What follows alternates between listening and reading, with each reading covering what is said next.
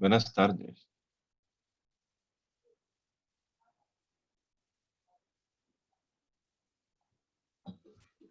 Te escuchamos perfecto, Rodrigo. Ahorita ya no quedan sino 4 minutitos. Perfecto.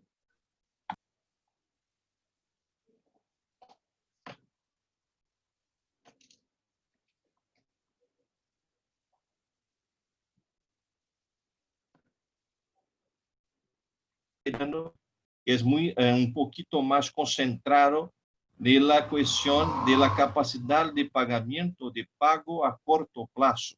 Pero nosotros utilizamos solvencia con una posición en portugués más general. Entonces, de ahí vamos a sacar de esta presentación algunos puntos primordiales, insoslayables para toda la visión no solamente de los cálculos, pero también de la doctrina financiera. Entonces, este es el tema que nosotros vamos a traer a vosotros, ¿sí? Y también con algunas sugestiones o sugerimientos para estudios y experiencias generales de contabilidad. ¿Sí? Puede pasar, por favor.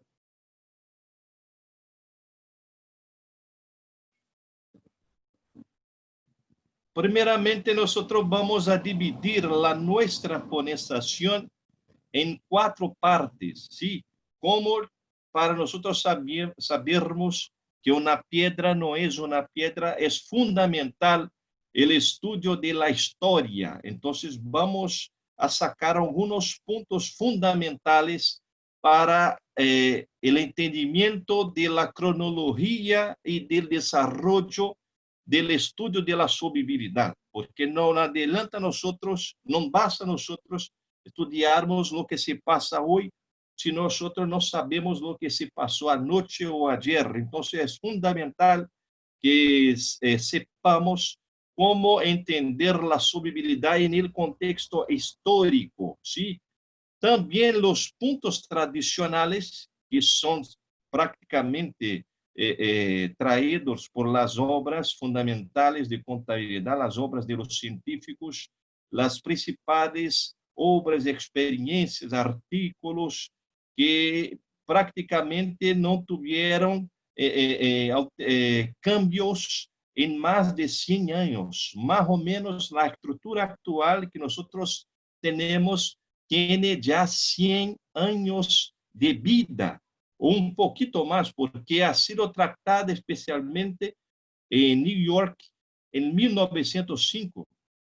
De allá para acá, nosotros tuvimos muy poco cambio, muy poca evolución y también toda la base actual, todo el basamiento actual está muy amparado en estas partes tradicionales. ¿Sí? El punto moderno puede también decirte que viene de esta parte tradicional, pero hay también algunos cálculos que no han sido explorados como deberían. Entonces nosotros vamos especialmente a tratar de estos puntos, de estos cálculos, de estas análisis, para que todos nosotros possamos saber cómo, de una manera moderna, podemos analizar la solvencia en un aspecto superior. Entonces, la parte tradicional no deja de ser superior, pero también ha sido la parte fundamental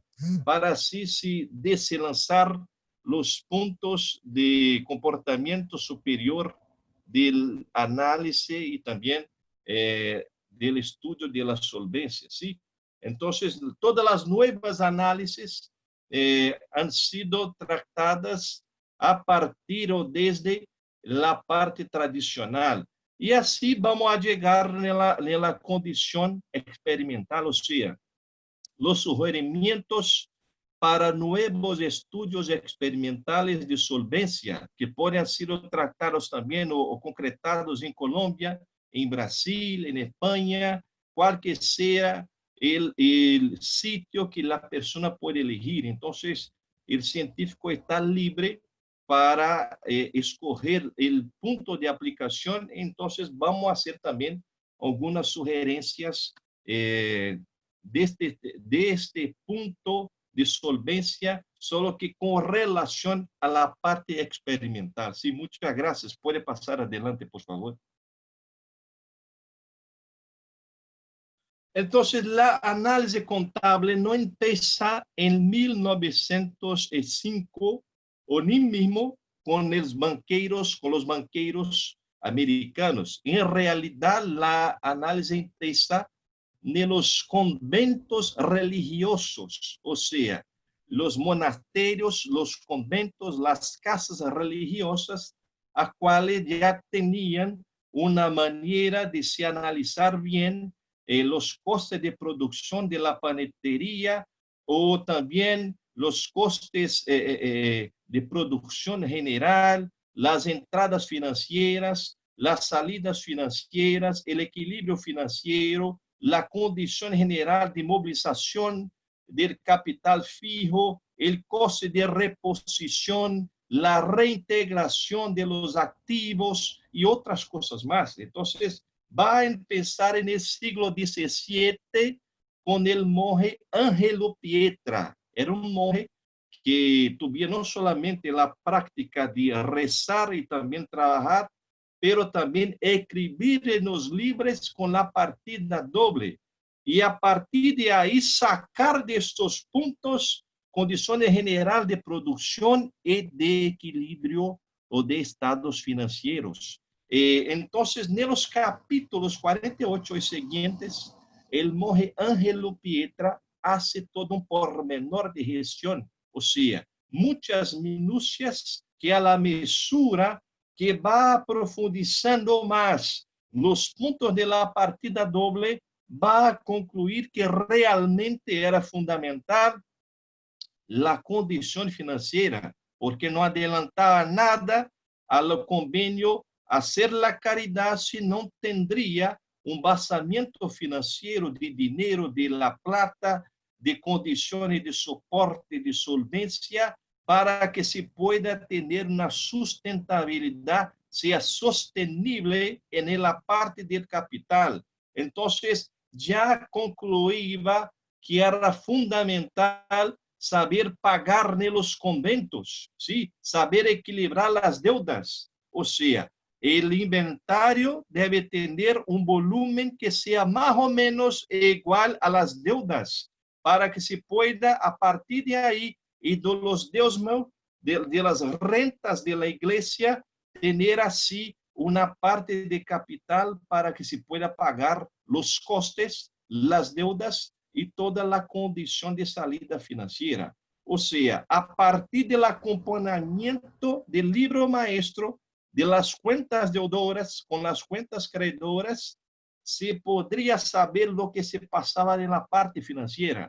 O sea, con la condición solamente de visión, de desarrollo de las cuentas, cómo estaba el comportamiento, la condición, la evolución de las cuentas, se podría realmente saber cómo estaba la condición del caja, el volumen del caja. ¿Puede pasar, por favor?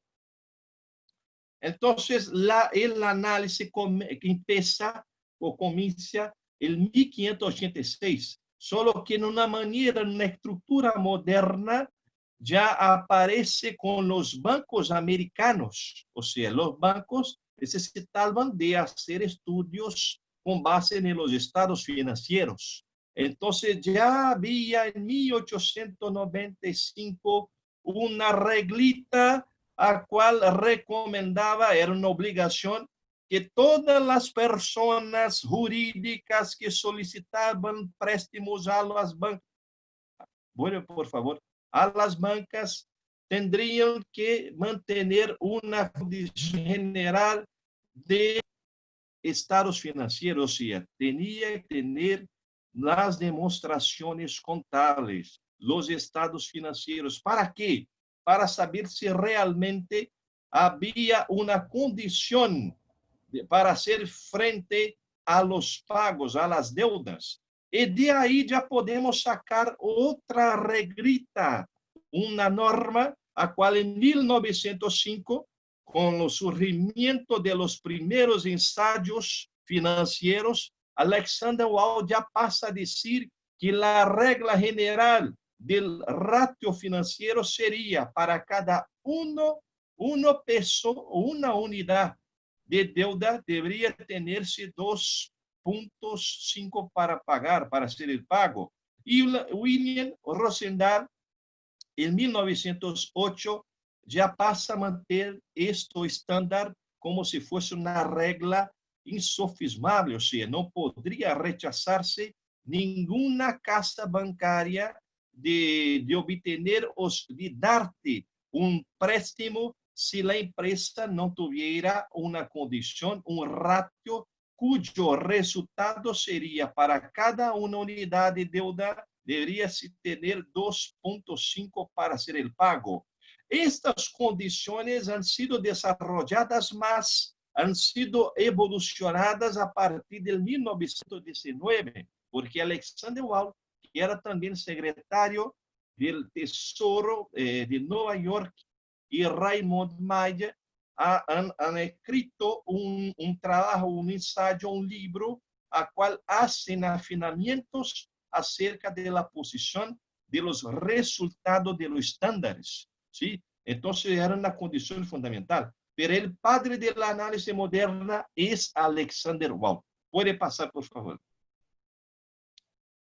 Entonces pasa como si fuese una condición moderna. Nosotros pasamos a mirar muchas obras de análisis financiera, ¿sí? Los americanos eran campeones en tener los estudios especialmente de solvibilidad, porque para ellos la concentración de la contabilidad estaba totalmente involucrada en los estudios de solvibilidad. Entonces, si va a sacar esto de estudio, va a hacer nada en materia de análisis comportamental, patrimonial y financiera. Solo que también los alemanes hicieron algunos trabajos muy interesantes, especialmente volvidos a los puntos de equilibrio, o sea, a la condición general de los costes, pero también no rechazando la parte principal de los estudios financieros. Solo que de 1905 hasta 1925, los americanos fueron los primordiales, los campeones en hacer las experimentaciones contables. No tenía un libro americano que no tuviera o no podríamos tener la oportunidad de mirar un conjunto de estudios, de experiencias, de conjuntos estadísticos, numéricos, matemáticos acerca de los comportamientos financieros de las empresas. Y siempre con los resultados que serían 2.1, o sea, para cada una unidad de deuda debe-se tener al menos 2 o 2 reales o 2 unidades para hacer el pago. Entonces los americanos, como los padres de la análisis moderna, van a hacer el liderazgo de la análisis contable y siempre haciendo experiencias, porque el resultado ha sido provocado totalmente con la visión de las empresas y las conclusiones que podría se sacar de estos estudios numéricos y estadísticos. Entonces, más o menos así, las obras pasan a existir al montante máximo y de ahí sacamos todo el fundamento para la análisis financiera general. Puede pasar, por favor. Y de ahí surge la escuela experimental, o sea, la escuela a cual, a partir y siempre con la mirada de los estudios financieros, procuraba, se acercaba de saber cuál sería los estados ideales, los comportamientos ideales de las finanzas de las empresas. Este era el objetivo general de la escuela experimental, saber cómo podríamos utilizar la metodología de análisis no solamente como una metodología científica, una metodología experimental, pero también un contenido de realidad profesional, porque de ahí podríamos sacar los puntos generales que son fundamentales y muy importantes para la profesión. Entonces, la escuela experimental empieza de ahí y pasamos a mirar más siempre la concentración de los estudios financieros y siempre la estadística, o sea, las medias, un cuarto de porcentual abajo, los percentuales arriba, en una amostraje que puede ser de 100%. Y siempre trayendo estos números como los resultados de comportamiento estándares. Entonces, había mucho más concretud de los estudios para el mercado, pero también había muchos errores, porque en la realidad los comportamientos que producen los números no son los números que producen los comportamientos. Entonces, los resultados eran efectos totales de la generación dinámica de las empresas y su perspectiva de evolución. Era más o menos así. Entonces, la escuela patrimonial de estudio gerencial administrativo, de estudio financiero, se completa casi totalmente centrándose más en los hechos financieros. No hay una obra hasta 1921 en los Estados Unidos por los anglosajones que concentra más sus estudios en otra parte que no en los hechos financieros. Siempre la concentración de mirada es los hechos financieros. Puede pasar, por favor.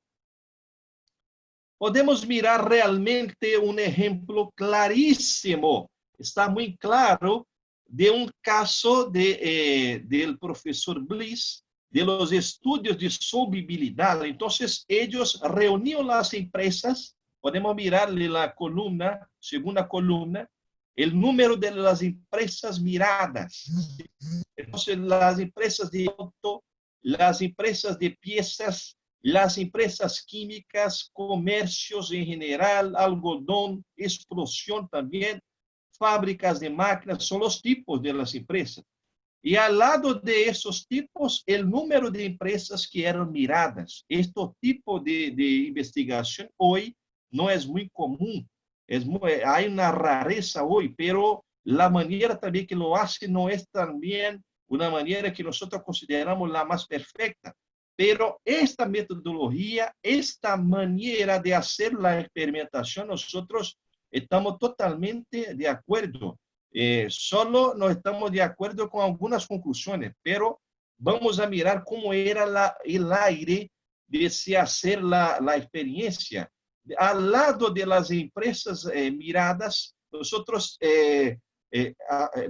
miramos los años observados. Entonces, 6 años en las empresas de auto, de las empresas de piezas, más 7 años, 5 años, perdón, de las empresas de químicas, más 6 años y así por delante.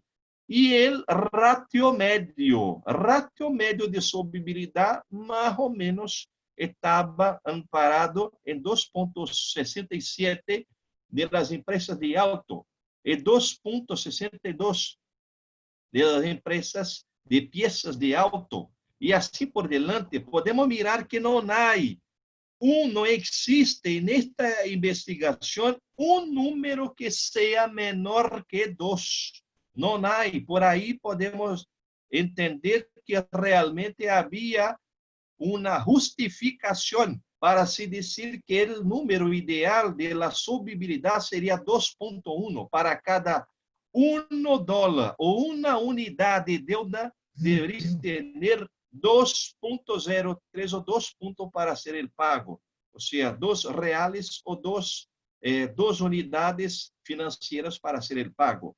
Y siempre hay también empresas, también podemos mirar algunas empresas que tenían una super solvibilidad, como por ejemplo la empresa de explosión, a solvibilidad de 6.31. Es fundamental que se pueda traerse a lume más investigaciones de esa naturaleza para que nosotros podamos mirar cómo están los comportamientos de las empresas en el mercado general, como también en su dinámica especial. Puede pasar, por favor. Más un ejemplo de una empresa, la empresa Dun & Bradstreet, a cual también reunía los ramos de negocio y de ahí podría se sacar el número de empresas. Por ejemplo, las empresas de piezas, había una reunión de 42 empresas, ¿sí? Y los resultados de los ratios de solvibilidad eran de 2.14. De carnes y géneros de carnes, 69 empresas, 2.34 sería el resultado medio. Y así por delante. La media de todas las medias estaba en 2.63. O sea, para cada una unidad de deuda, debería se tener 2.63 o 263% para hacer el pago de las deudas. Entonces, esta sería más o menos una base, un base para que se pueda decir que los resultados de solvibilidad ideales deberían estar al medio de 2. O sea, no podrían estar abajo de 2, pero al medio, acerca de 2, o entonces arriba de 2. Esto sería el estándar o el paradigma de la ciencia contable en relación a la parte financiera, ¿sí? Entonces, los resultados de la empresa Dun & Bradstreet son muy parecidos, muy semejantes con los resultados de la investigación de Bliss. Puede pasar, por favor. Más un ejemplo, tenemos más un ejemplo de la investigación de Roy Folk, uno de los grandes contables que nosotros vemos en Norteamérica. Él hace también la misma manera, solo que empieza con la reunión de empresas, ¿sí? Después con los ramos de estas empresas, como ropas, panadería, material eléctrico, muebles, papel, industria de zapatos, tipografía y otros más, solo que él es muy más minucioso, ¿sí? Hace una distinción. Él pasa a tener mucho más detalles en su estadística de experimentación. Podemos mirar, por ejemplo, en 25% de la muestra, él hace una media y pone a nuestra vista de los ratios de solvibilidad. La mediana también está a medio. Y el 25% de otra parte de la muestra que nosotros llamamos de cuartil inferior, o sea, 25% por un lado, 25% por el otro lado, las medianas y las medias de todo. Las medias de todo de los 5 últimos años, él logra obtener algunos resultados. Podemos mirar que no existe un resultado abajo de 2. Esto que ha generado el paradigma de 2.1, o sea, para cada una unidad de deuda debería se tener dos unidades para hacer el pago, 200%, ¿sí? Entonces, la media 2.60, 2.11, 2.96 y otras más que son los resultados generales de estas empresas en el cociente, en el ratio, en el coeficiente de solvibilidad. Puede pasar, por favor. Más investigaciones en otros ramos de empresas, como por ejemplo el ratio o el cálculo de solvibilidad, hemos ya está mucho más resumido, mas hemos ya la media de los 5 años, ¿sí? Y también el número de las empresas en la primera columna y al medio los ramos de actividad de estas empresas, como por ejemplo la camisaría, las cervezas, mucha gente le gusta cervezas, etc. Artículos de cama, confeitaría, conservas de frutas, contratistas, herramientas. Mira que hoy nosotros no vemos con mucha boga este tipo de experiencia, pero sería fundamental que nosotros tuviésemos más experiencia de esta manera, no solamente Colombia, pero también en Brasil y otros países más, otros sitios más. Y la media de la solvibilidad de otros ramos de empresas, hay siempre un resultado muy acerca de 2, muy acerca de 2. Los números, los resultados que están un poquito abajo de 2 de las conservas de frutas y también de los contratistas están más o menos 1.98, 1.84, o sea, muy acerquita del 2 también. Todo esto ha generado la posición general que nos aparecen acerca del cálculo o de la media de comportamiento de la solvibilidad. O sea, ¿cuál sería el resultado ideal de la solvibilidad? Entonces, desde aquella época hasta hoy, aún se aparece que se puede ser más o menos 2 para cada una deuda. O sea, 2 para hacer el pago para cada una deuda, o entonces 200%. Solo que vamos a mirar más adelante que este dogma ha sido totalmente rebajado por la doctrina brasileña y también por la doctrina mundial, ¿sí? Entonces, la media de la solvibilidad que permanecía en los resultados de estos científicos era siempre alrededor de 2. Puede pasar, por favor. Entonces, todo esto conjunto, este equipo, esta suma de experiencia que ha producido aquello que nosotros llamamos de tendencia de la escuela experimental, o sea, toda la base, el basamiento, la fundamentación, ¿sí? El amparo de la escuela actual ha sido tratada mucho por los científicos americanos, especialmente aquellos que estaban totalmente involucrados en su dedicación para saber cuál sería la condición ideal o el comportamiento ideal de las finanzas, financieros, ¿sí? Entonces, toda esta tendencia que es muy necesaria de ser rescatada, ¿sí? Ha cambiado la contabilidad para el mundo del análisis patrimonial. O sea, el contable no sería solamente un registrador, una persona que estaba solamente imbuida de la registración de las empresas o solo dedicaba a la parte de cuentas, mas también debería tomar su tiempo, hacer la toma de decisiones por medio del análisis patrimonial y también incluir en su trabajo el trabajo general de los reportes de análisis patrimonial.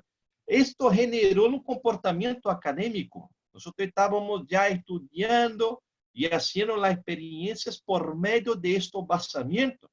Y ha producido, podemos decir, un dogma, que sería los 2 para 1, 2 for 1, ¿sí? Para cada uno, una unidad de deuda, o para cada una deuda debe-se tener 2 para hacer el pago. Era más o menos así que estaba resultada casi totalmente la investigación. Entonces, esto era la conclusión de la experiencia numérica, pero Alexander Wall no estaba coincidiendo totalmente, porque para él decía muy realmente que para él era fundamental observarse el segmento de mercado, los productos, los ramos de los negocios, la vida del producto, la comparación con los cálculos, la condición general de comportamiento, también cómo estaba la analogía con otros resultados y otras cosas más. Entonces, este conjunto de experiencia que ha producido el dogma o el principio, podemos también decir, porque el principio es una regla que no está susceptible a la contradicción. Entonces, no me gusta decir de principio, pero esta conclusión, que sería esto desenlace, sería de 2 para 1. De seguir, por favor. En Italia, los italianos ya tenían una observación muy más profundizada, porque la escuela doctrinal del mundo ha sido fundamentada totalmente, casi totalmente por los italianos. Y hoy nosotros tenemos el gran italiano, el gran maestro italiano, el profesor Stefano Coronel, que hace liderazgo casi total de las experiencias teóricas de contabilidad. Y me orgullo mucho de tener también su amistad. Pero en Italia, uno de los mayores científicos de Italia, Alberto Ceccarelli, ha escrito y ha hecho un conjunto de experiencias, solo que dividieron las empresas entre empresas que tenían el estado de lucro, o sea, había lucratividad, y las empresas con prejuicios. Entonces, de ahí podemos decir que él hace una división más de acuerdo con la naturaleza de las empresas, de acuerdo con su resultado, una condición que los americanos no habían hecho de una manera normal, ¿sí? Y también ha hecho muchos estudios con las instituciones bancarias, las empresas de servicios, y entonces poniendo estas empresas por sus géneros, ¿sí? Y por de ahí sacando los resultados generales. ¿Puede pasar, por favor? ¿Cómo podemos mirar los resultados de los bancos? ¿Sí? El caja y la cartera de los bancos representaban 45%, las anticipaciones 11%, el número de empresas, los títulos de participación 14% y otros valores y créditos 30%. Podemos mirar que realmente Ceccarelli hace más una condición general de estudios, solo que objetivando más la proporción ideal, o sea, el coeficiente percentual, no ni mismo el resultado de los ratios de solvibilidad, mas sí cuál sería el equilibrio general, la proporción ideal de estas empresas. Esta sería la misión principal de Alberto Ceccarelli. Y también hace estudios acerca del pasivo de las empresas, o sea, los conjuntos de financiamientos, lo que tenía números absolutos de reservas, de deudas, de flota y de valores y créditos en otros ramos de actividad económica, y de ahí sacaba las condiciones percentuales que serían consideradas las condiciones normales de estas empresas. No era realmente una estadística para se poner los números, pero sí las medias percentuales proporcionales de las cantidades que había en estas empresas. Puede pasar, por favor.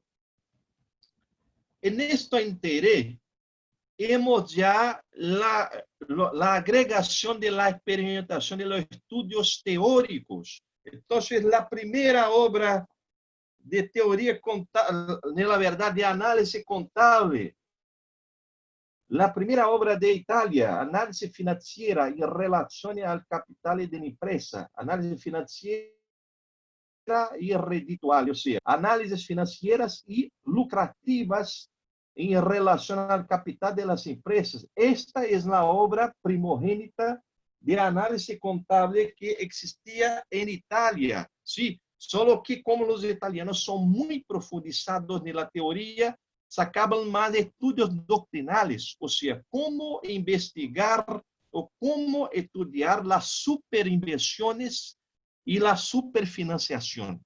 O sea, cómo serían los excesos, ¿sí? Los excesos de incremento de capital, como también las deficiencias, los puntos débiles de capital, las subinversiones, como las superinversiones, o sea, lo que sería más o menos en relación a la condición ideal del capital.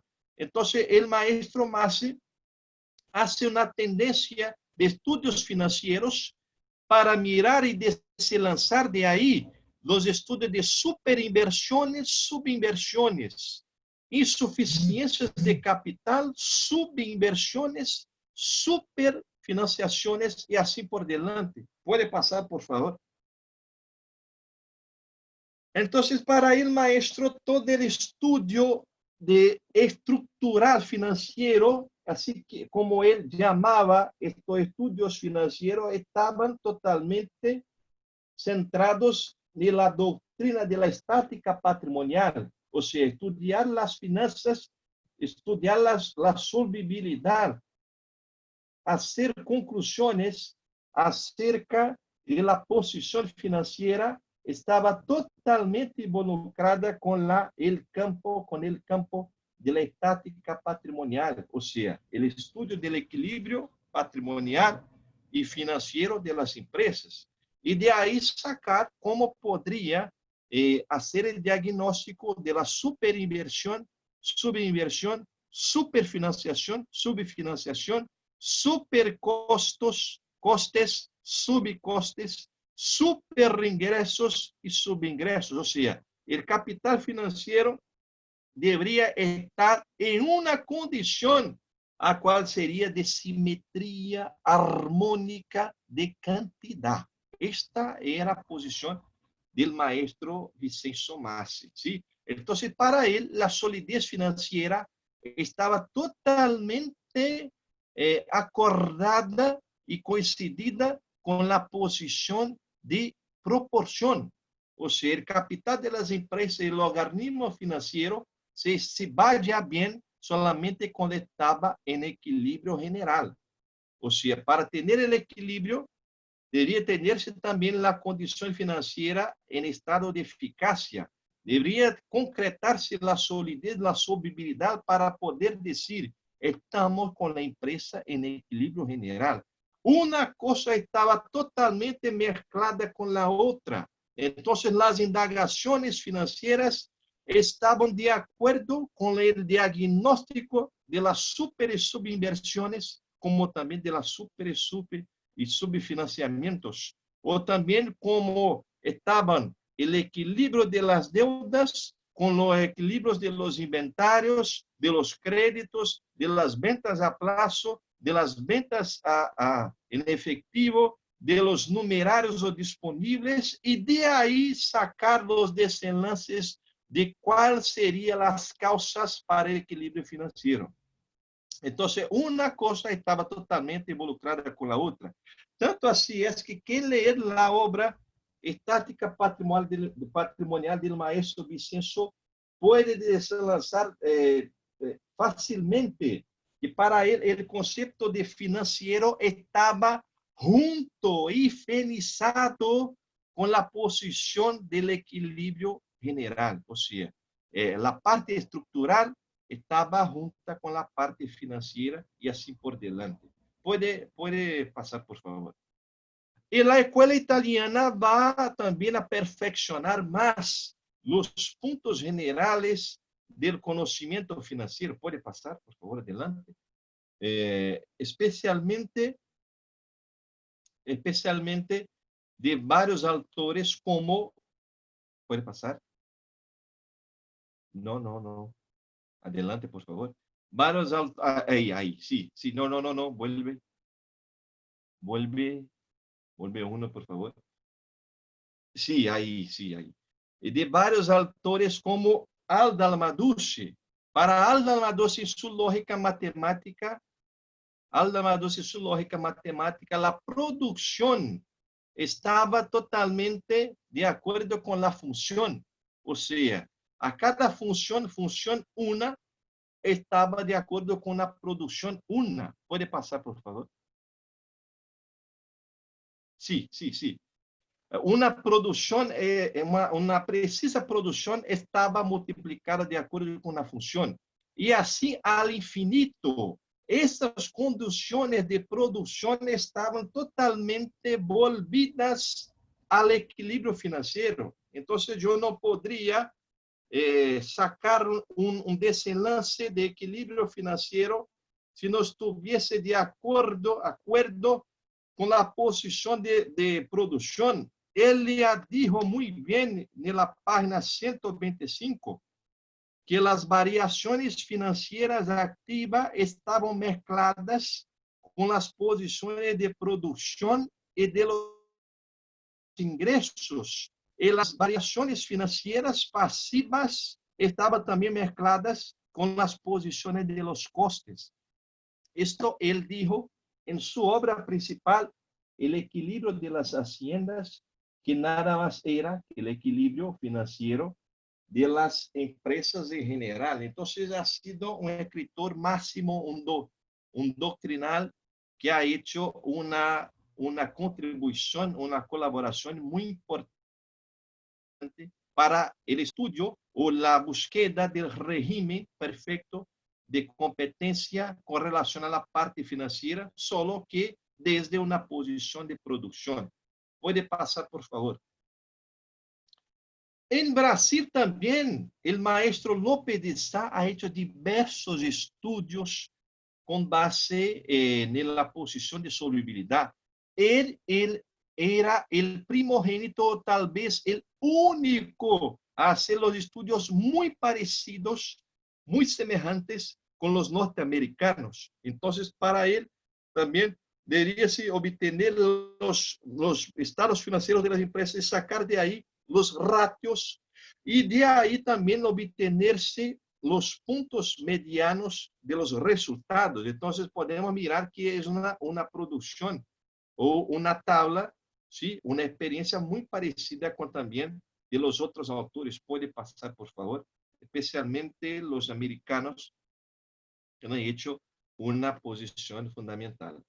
Entonces miramos que de ahí, de esta condición tradicional, tuvimos diversas variantes, diversos vieses con relación a las experiencias y también con las investigaciones, como las experiencias en torno, alrededor de los termómetros financieros, que para nosotros hay muchos errores, pero hay que decir que es una experiencia que merece también nuestro aplauso, pero hay algunos puntos para afinamiento.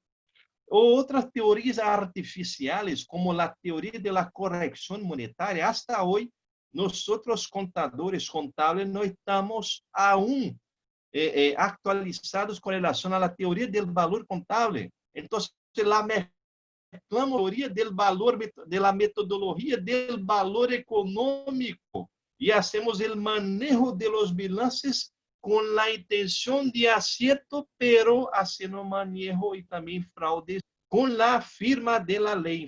Lamentablemente, esta es una condición que existe hoy, hasta hoy, con relación a la mala posición, mala interpretación de la corrección monetaria de los balances. También los ajustes de cuentas, ajustes de evaluación patrimonial, esto es fraude, pero también está totalmente basado en algunas normas. Y lamentablemente viene también de una derivación, de un error de interpretación de la posición financiera o de la moneda de los balances. La reserva de corrección, otra posición también que estaba, se llama accruals en inglés, pero también está muy involucrada con algunos puntos de errores con relación a la interpretación de los estados financieros. Y nuevos conceptos, estos sí están totalmente coincidentes con la lógica. El concepto de despesa o de coste circulante, pulsación financiera, giro productivo, productividad de los inventarios, just in time y otros más. Y de ahí las teorías importantes, que son las teorías fundamentales, los cálculos fundamentales, los cálculos superiores, que nosotros tratamos hoy y vamos a tratar más adelante en esta ponencia. ¿Podemos pasar, por favor? Entonces, el punto tradicional ha dirigido muchos vieses importantes, ¿sí? No solamente el 2-for-1, que por demasiado que sea criticado por la teoría contable, por la lógica, estaba también impartiendo algunos puntos que serían realmente insoslanyables con relación a la investigación y deberían ser también observados, deberían ser también mirados. Los cálculos tradicionales, tuvimos prácticamente 25 a 40 cálculos que son totalmente tradicionales en nuestra visión. La posición de equilibrio, la tendencia experimental y otros puntos más, siempre intentando obtener la visión de equilibrio ideal. ¿Cuál sería el equilibrio, la simetría ideal de las empresas? ¿Sí? ¿Cuál sería el punto principal? Porque los puntos de termómetro, sabemos que han faltado muchas condiciones patrimoniales, o sea, algunos fenómenos fundamentales para la concepción y conclusión general no habían sido considerados, como por ejemplo los lucros, pero también los italianos ya agregaban el estudio de los lucros, de las empresas con lucros en las experiencias financieras, los prejuicios también, los volúmenes de los activos. Entonces, la división de Seccherelli ha sido mucho más bien hecha con relación a la posición de solvibilidad. Entonces, vemos muchos puntos fundamentales y también muchas partes a cuales nos sirven hasta hoy para hacer el diagnóstico financiero de las empresas. Puede pasar, por favor. De ahí podemos mirar muchos cálculos que son fundamentales para los estudios financieros, los ratios de inmovilización. Yo cojo la inmovilización con el capital neto. Quanto maior, peor para a empresa. Mais ou menos assim.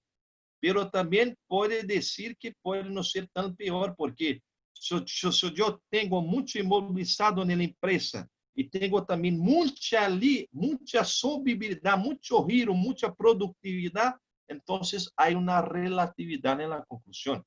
Também os cálculos de participação, lo que participa el activo circulante o activo corriente con el activo fijo. También la solvibilidad común o corriente, o también los estudios generales de circulación. Entonces, estos cálculos todos venían de la doctrina general de los bilances. ¿Puede pasar, por favor? Hay mucho más, como los ratios de giro, el giro de los inventarios, el giro de los medios de pago, el giro de los realizables, el giro de los créditos, el giro de los inventarios, el giro del activo total, los giros de las deudas, los giros de los proveedores. Entonces, todos estos cálculos estaban ya en la estructura ya producida en 1905 por Alexander Lau, solo que con algunos afinamientos para hacer la perfección de esta estructura, de este planteamiento general. ¿Puede pasar, por favor? También los cálculos de lucratividad, o sea, tuvimos muchos cálculos de lucratividad que estaban también relacionados a la posición financiera, o sea, la lucratividad de las ventas, de los costes complementares, de las ventas generales, también del activo circulante, de las partes del balance patrimonial, del estado patrimonial, de las deudas. Todos estos cálculos han sido obtenidos por los científicos americanos y después perfeccionados por los científicos italianos o también con los estudios generales de las empresas, ¿sí? ¿Puede pasar, por favor? Entonces, en los estudios generales de análisis de bilanza, especialmente con la base italiana de comparación ou também com as bases brasileiras que hemos de comparação, podemos sacar de aí conclusões, como os cálculos de solvibilidade, com o giro do ativo, lucratividade e rentabilidade. Se vou mirar, a solvibilidade incrementa de 1,20 para cada uma deuda para 1,35 para cada uma deuda. ¿Sí? El giro también aumenta de 0,68 para 1,60. La lucratividad crece también 2,2%. Y la rentabilidad crece también. Entonces, cuando hago la comparación de los cálculos de los resultados, saco de ahí una condición para el diagnóstico financiero. Los estudios de diagnóstico general de lo balance como perfeccionamiento del trabajo del maestro Vicenzo Massi en Brasil ha sido escrito por el maestro López de Sá. En estas dos obras, volumen 1, Curso Superior de Análisis de Balances, en Curso Superior, volumen 1, con el volumen 2, hemos ya los estudios completos, prácticamente agotados en su experimentación conceptual, cómo hacer la analogía de los cálculos financieros con también los cálculos estructurales y los cálculos también de la renta. ¿Puede pasar, por favor? Entonces, de estos cálculos tradicionales podrían se sacar, obtener muchas cosas, muchísimas cosas, ¿sí? Hemos ya el basamiento de la posición doctrinal venida de López de Sá y Massi, y toda la parte de diagnóstico empresarial no podemos solicitar más ni menos, estaba razonablemente ya hecha. O sea, todas las bases tradicionales de la contabilidad superior estaban ya listadas casi totalmente, ¿sí? Una persona que estudia los cálculos fundamentales puede hacer un reporte financiero, un reporte gerencial, una conclusión, ¿sí? Muy bien basada para no solamente la solvabilidad, pero también la gestión, la posición de ventas, la posición estructural, la posición de renta, la posición de los costos y otras cosas más. No podemos decir que estos puntos no son suficientes, son razonables y son también adecuados, pero hay que mirarmos más cosas, hay que perfeccionarmos más la condición general de los estudios de los balances. O sea, de ahí que vamos a mirar otros puntos de desarrollo casi total del estudio o perfeccionamiento en algunos puntos de conclusión del análisis empresarial, financiera, de solvabilidad de los balances. Hemos ya muchas conquistas, muchas partes buenas, muchos desenlaces venidos de los brasileños. Esto vamos a comprobar más adelante. ¿Puede pasar, por favor? Entonces, como había dicho, el punto moderno puede ser dividido en 4 partes, ¿sí? A base marciana de comparación, de analogía, que mucha gente, mismo los contables que son formados, a veces no estudian la contabilidad, la análisis contable en parte de comparación. El secreto de esta parte de comparación está en los doctrinales. Podemos sacar de las obras de grandes maestros, como el maestro López de Sá, que hace diversos cálculos y tablas para hacernos entendermos más cómo se puede mirar la parte de diagnóstico, o como también nosotros tuvimos una sencilla comparación, una sencilla contribución, cómo hacer la parte de análisis y consultoría superior por medio de comparación, por la metodología de analogía.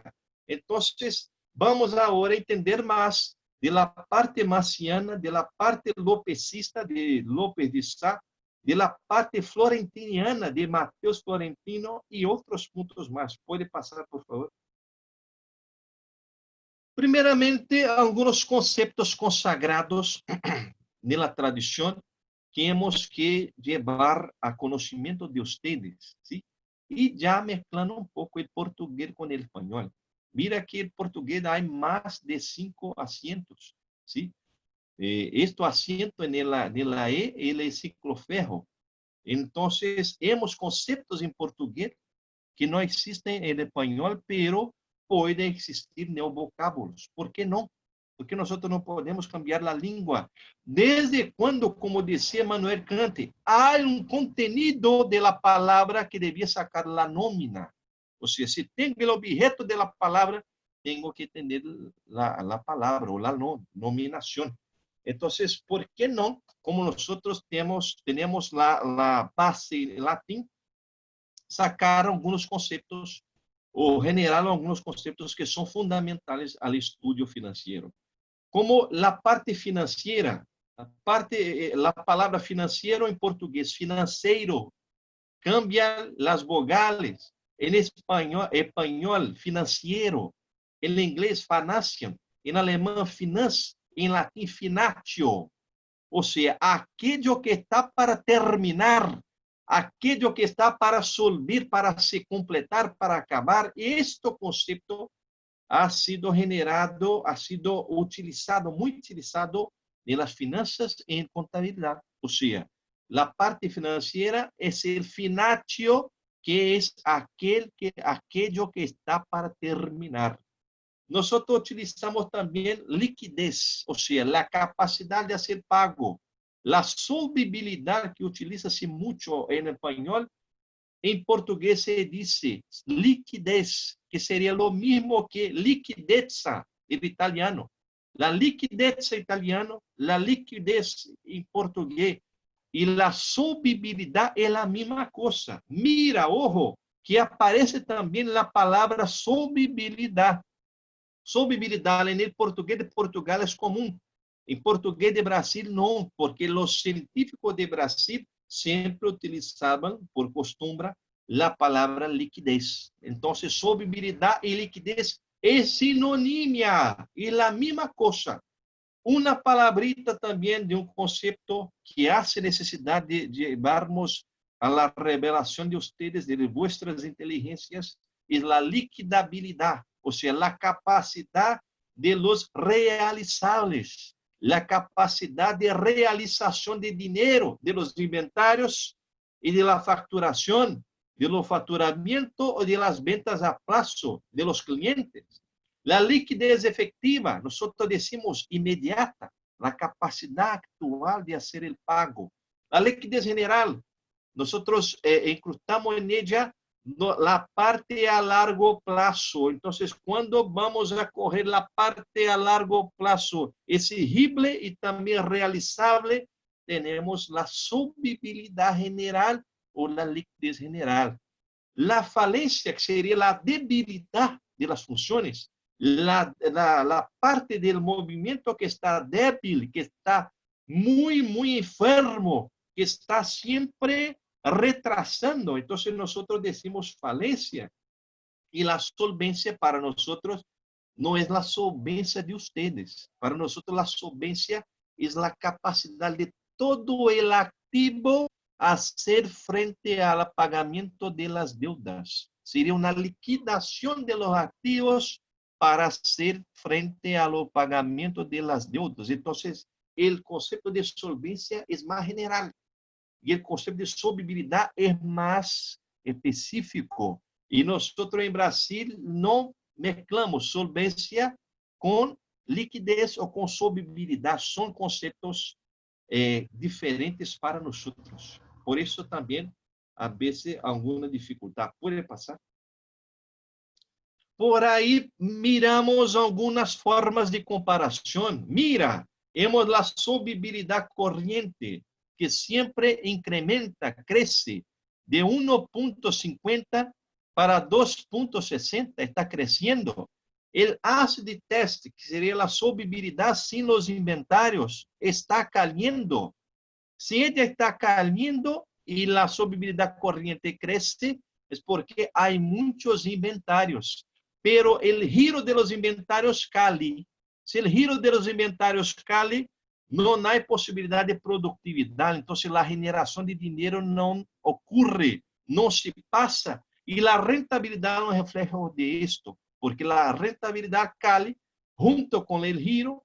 Entonces, el movimiento de margen con el movimiento de cambio en dinero, no ocurre, no pasa juntamente con el crecimiento del montante de cantidad de activos. Entonces, yo tengo activos que están totalmente paralizados, están totalmente parados, no están cambiando, no están desarrollando. Esto está concluyendo básicamente en el capital de manejo.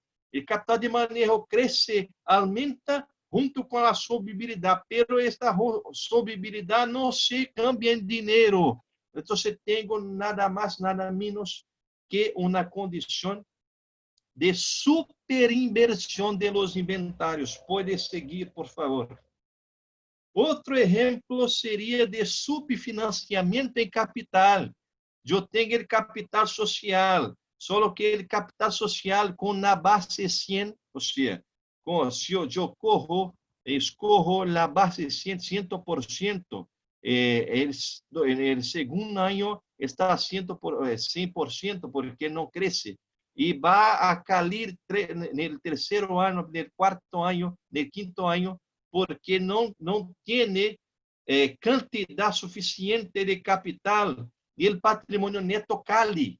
El capital social cale, el patrimonio neto cale. Entonces hay o que hay una deficiencia, una debilidad de la condición general del capital. Esto está muy bien concluido cuando yo escojo los giros.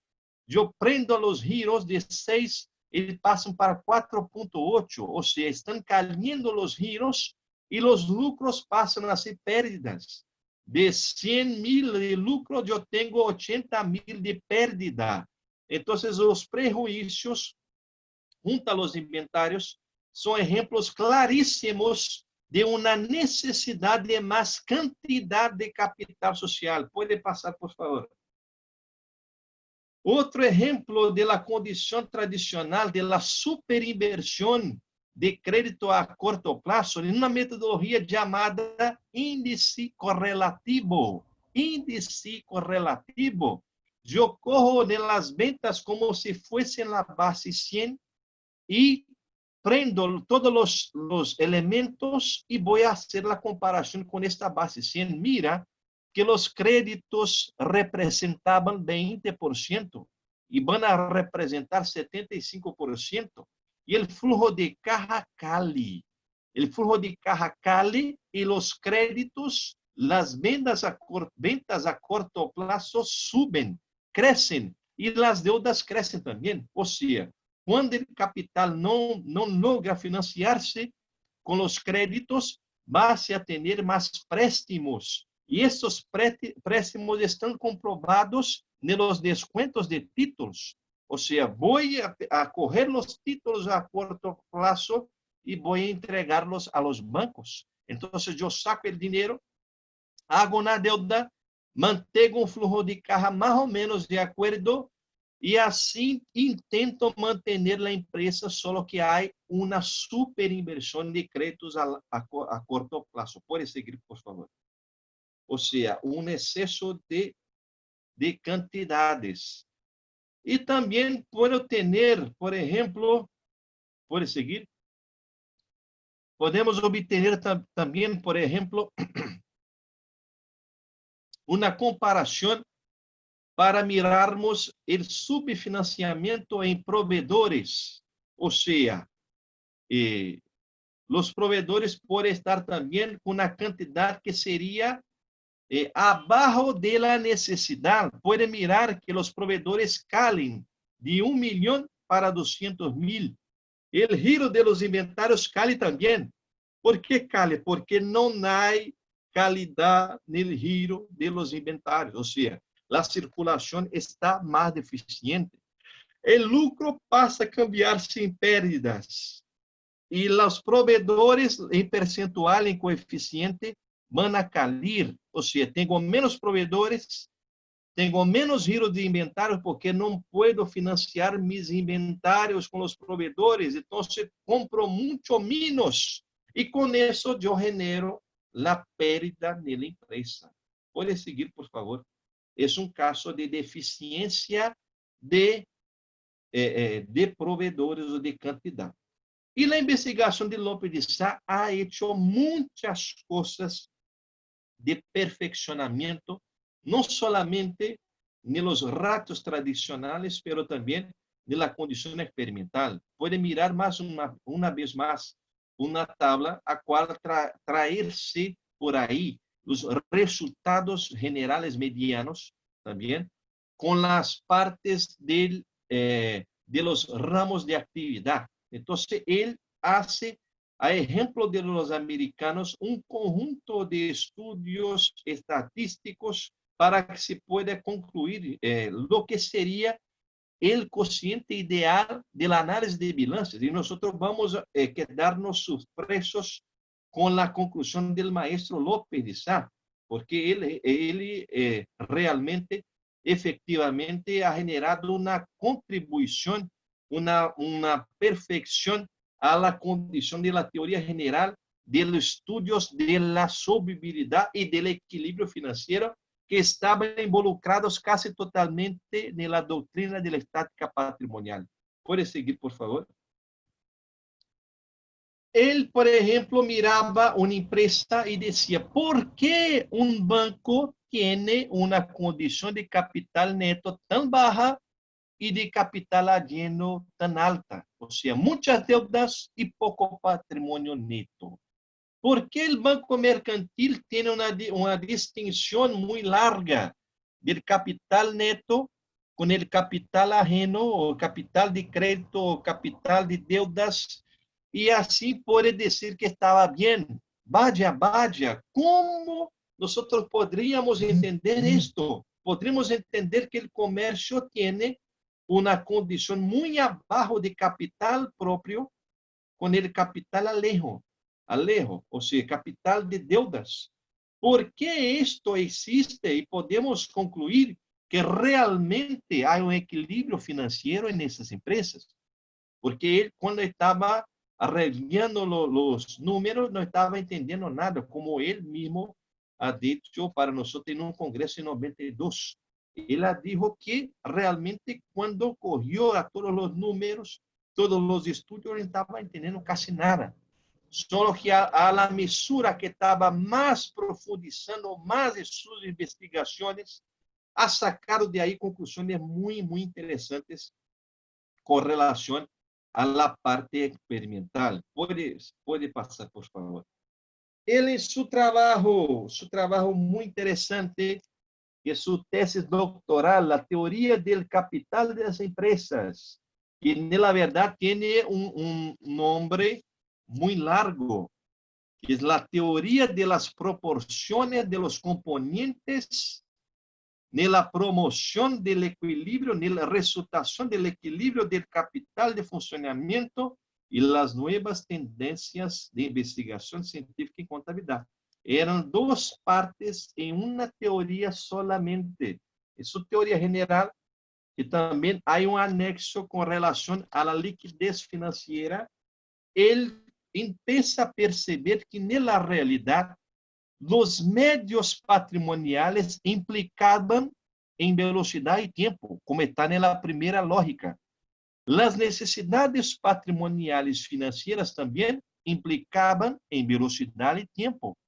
O sea, los medios patrimoniales en tiempos iguales o mayores que las necesidades de tiempos patrimoniales se doble condicionan.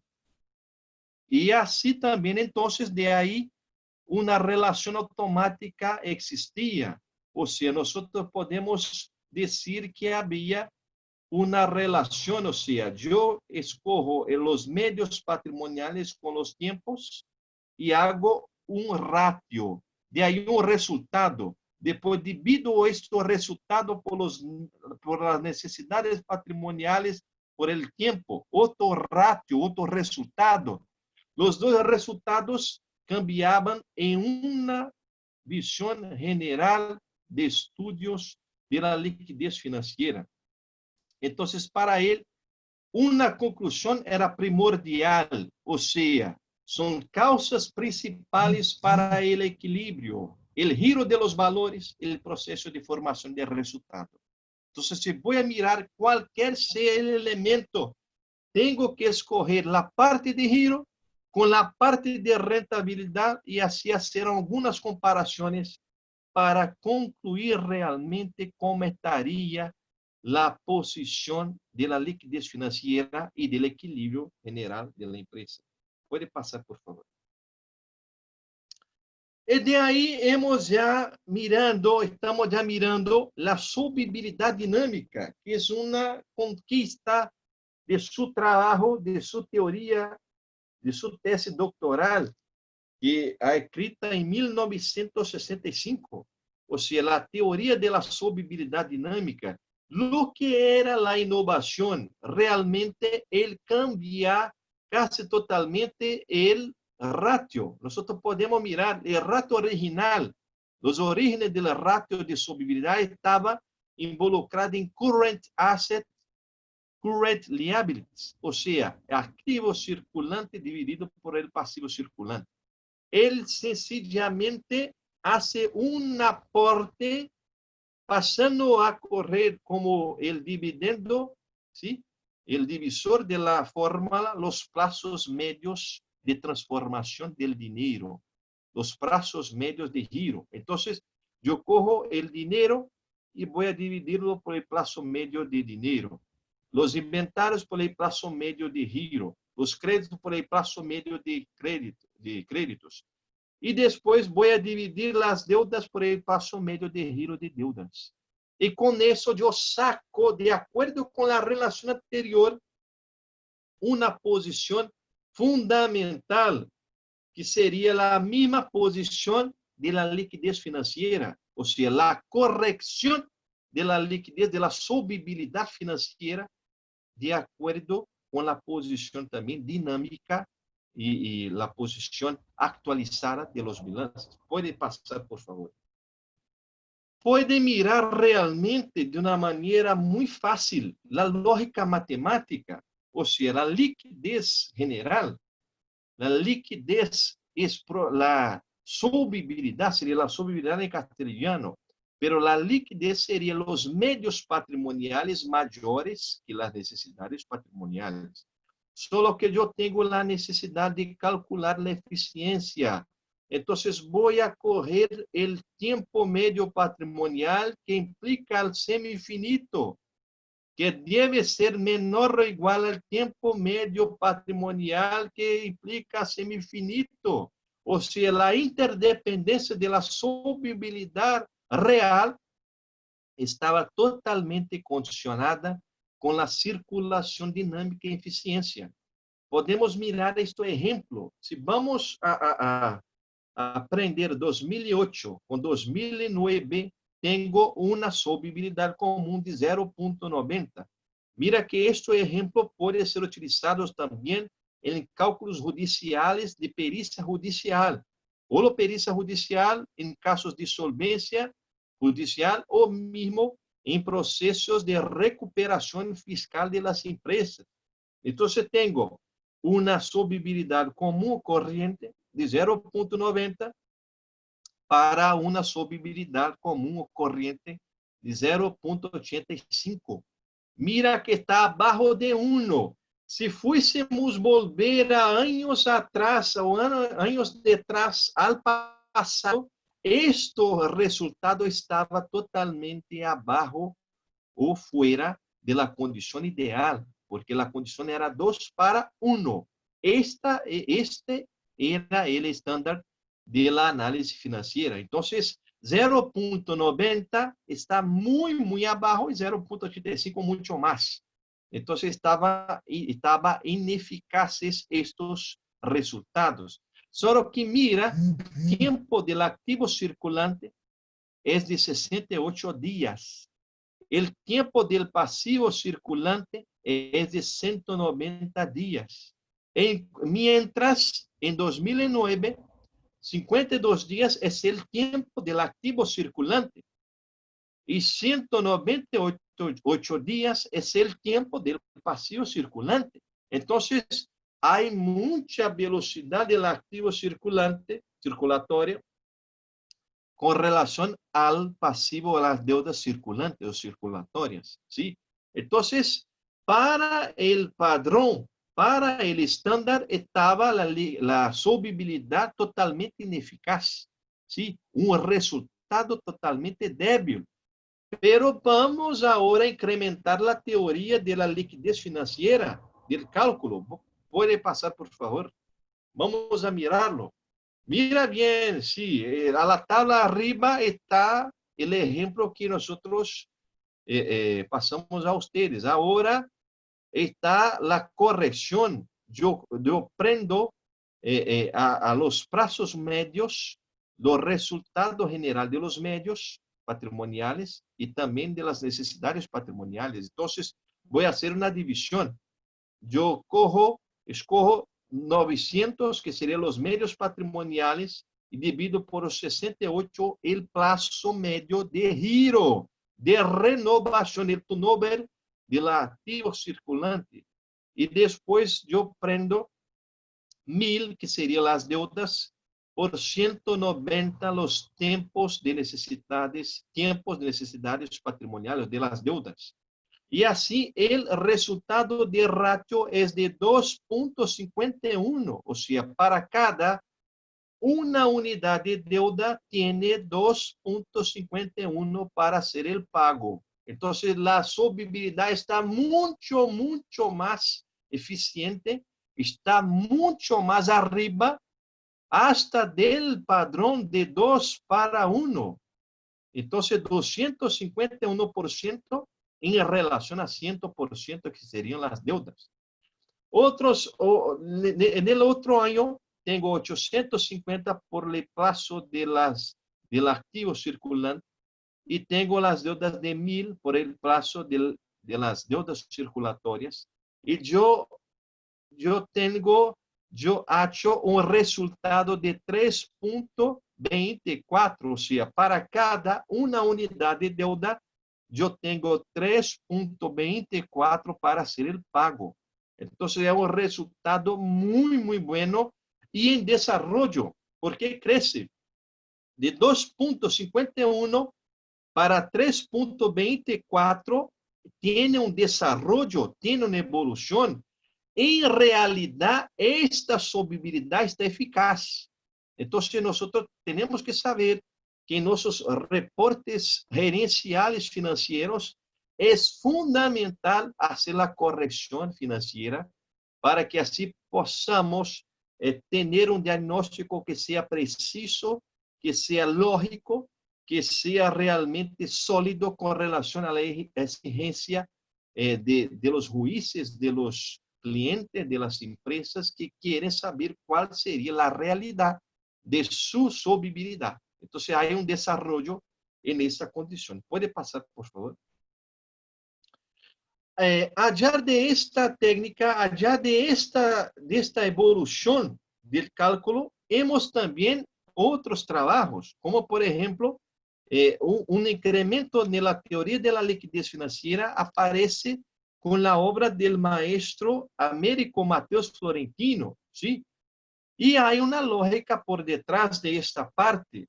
Podemos leer esta lógica. La resultante temporal general universal se obtiene por la implicación del valor patrimonial, o sea, valor dinámico dividido por una proporción que genera valor real. La resultante temporal está involucrada con los créditos, los numerarios disponibles e investimentos inventarios, de tal manera que produzcan el valor dinámico. La resultante temporal existe en las deudas, que genera un valor dinámico del endeudamiento, que corresponde a la proporción de los endeudamientos, ¿sí? El valor dinámico del activo circulante doble implica, o sea, está totalmente impregnado o se relaciona con el valor dinámico del endeudamiento y efectúanse con las proporciones de ambos, de los dos. El valor dinámico del activo circulante pertenece a la proporción del activo circulante o circulatorio. De la misma forma, y doble condiciona al valor dinámico del endeudamiento, que pertenece por su vez a la proporción del endeudamiento. Luego genera esto un coeficiente financiero, que es el centro de la investigación del maestro Américo Mateus Florentino. Entonces, el valor dinámico del activo circulatorio equivale a la proporción del activo circulante del valor dinámico del endeudamiento, que equivale a la proporción también del endeudamiento que dice respecto al coeficiente financiero. Por tanto, el activo circulatorio endeudamiento es poliequivalente a la corrección proporcional de los activos y deudas, tal que la proporción también deba ser mayor o igual del activo corriente o al endeudamiento corriente, implicando en una solvibilidad o solvencia falsa cuando lo contrario no se dé. Esta es la explicación lógica que nosotros producimos con relación a la base del maestro Américo Mateus Florentino. ¿Puede pasar, por favor? Entonces, esto está muy centrado, muy concentrado en una aplicación de cálculo que estaba con relación a la corrección financiera. Esto miramos muy bien en los trabajos del maestro Américo Mateus Florentino, análisis contable, análisis de los bilances, o también principalmente en su trabajo, porque él era contador general de la Superintendencia de Seguros Privados, es una autarquía pública. En ese trabajo de análisis de los bilances de las compañías aseguradoras, él hace la exposición, la ponización de la corrección de los giros financieros. Entonces yo cojo los giros de los realizables y voy a dividirlos por los giros de los exigibles. En esto hago un coeficiente y voy a corregir la solvibilidad financiera estática o en un dado momento. ¿Puede pasar, por favor? Puede pasar. Podemos mirar, por ejemplo, un caso en cual una solvibilidad común corriente es de 0.82, o sea, mucho baja. Está abajo de la parte fundamental, que sería 1 o 2 en el padrón americano, ¿sí? Solo que ya ha sido totalmente derribado por el maestro López de Sá. Y después la solvibilidad corriente es de 0.83, o sea, mucho abajo de 1, debería ser al menos 1, solo que no llega ni a 1, mucho menos a 2, que sería 2 for 1 en el padrón. Solo que yo hago el coeficiente, hago la corrección, y de esta corrección yo tengo ya un número, o sea, 9.36 y 12.24. Y yo voy a hacer una multiplicación. Yo corrijo la solvibilidad multiplicando por el coeficiente de aceleración.